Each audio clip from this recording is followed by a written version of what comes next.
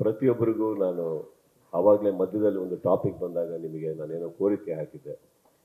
ನನ್ನ ಚಿತ್ರರಂಗದ ಪರವಾಗಿ ನಾನು ನಿಮ್ಮಲ್ಲಿ ಕೆಲವರಿಗೆ ಕೇಳ್ಕೊತೀನಿ, ಯಾರು ಬೇಕು ಅಂತ ಮಾಡ್ತೀರಾ ಅಥವಾ ಆ ಥರ ಅಲ್ಲ. ಏನಾಗುತ್ತೆ, ನಮ್ಮ ಚಿತ್ರರಂಗದಲ್ಲೂ ಕೆಲವು ಹಿರಿಯರಿದ್ದಾರೆ, ಅವ್ರು ಇನ್ನೂ ಬೆಳೀತಾ ಇದ್ದಾರೆ.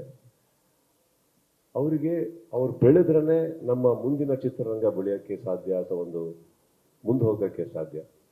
ಇಲ್ಲಿ ಯಾರಿಗೂ ನೋವು ಕೊಡ್ಬೇಕಂತ ಏನು ಮಾತಾಡಲ್ಲ, ಇಂಡೈರೆಕ್ಟಾಗಿ ಯಾರು ಮಾತಾಡಲ್ಲ. ಮಾತಾಡಬೇಕು ಅಂದರೆ ಒಂದು ಅಟ್ಲೀಸ್ಟ್ ನಮ್ಮಂಥವ್ರಿಗೆ ಕೂತಿರೋ ದೇವರಿಟ್ಟಿರೋ ಜಾಗದಲ್ಲಿ ನಾವೇನಾದ್ರು ಹೇಳಬೇಕಾ, ಡೈರೆಕ್ಟಾಗಿ ಹೇಳೋವಂಥ ತಾಕತ್ತು, ಬುದ್ಧಿ, ಮಾತು ಎಲ್ಲದು ಭಗವಂತ ಕೊಟ್ಟಿರ್ಬೇಕಾದ್ರೆ ನಾವು ಇಂಡೈರೆಕ್ಟಾಗಿ ಯಾರಿಗೂ ಏನು ಹೇಳ್ತಾ ಇಲ್ಲ.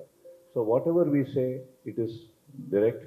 ಆ್ಯಂಡ್ ಐ ಥಿಂಕ್ ಇದನ್ನು ನಾನು ನಿಮ್ಮಲ್ಲಿ ಕೇಳ್ಕೊತಾ ಇರೋದು ಏನಕ್ಕಂತಂದರೆ, ಆ ವಾತಾವರಣ ಬೇಡ. ಚಿತ್ರರಂಗ ನಿಜವಾಗ್ಲೂ ಬರೀ ಒಂದು ಮ್ಯಾಕ್ಸ್ ಆಗಲಿ, ಕೆಲವು ಸಿನಿಮಾಗಳಾಗಲಿ ಯಾವುದು ಅಲ್ಲ. ತುಂಬ ಸಿನಿಮಾಗಳು ಓಡಬೇಕು, ಹೊಸೊಬ್ರು ಸಿನಿಮಾ ಓಡಬೇಕು. ಪ್ರತಿಯೊಬ್ಬರು ಸಿನಿಮಾ ಓಡಿದ್ರೆ ಈ ಥರ ಪ್ರೆಸ್ ಮೀಟ್ಸ್ ಪದೇ ಪದೇ ಪದೇ ಆಗುತ್ತೆ.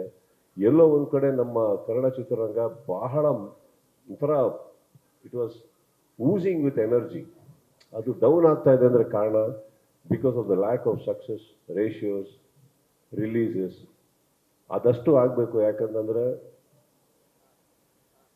This is the only thing we know.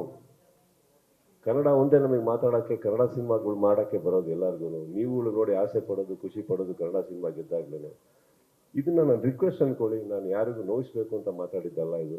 And ಯಾರಿಗೂ ನಾವು ಯಾರು ಟಾಂಟ್ ಕೊಡಬೇಕಾಗಿಲ್ಲ ಸರ್. ಎಲ್ಲ ನಮ್ಮ ಚಿತ್ರರಂಗದವರು, ನಮ್ಮ ಸಹೋದರರೇ. ಎಲ್ಲರೂ ಅವ್ರವ್ರ ನೋವುಗಳಲ್ಲಿರ್ತಾರೆ. ಅವ್ರಿಗೆ ಬಿಡಬೇಕು.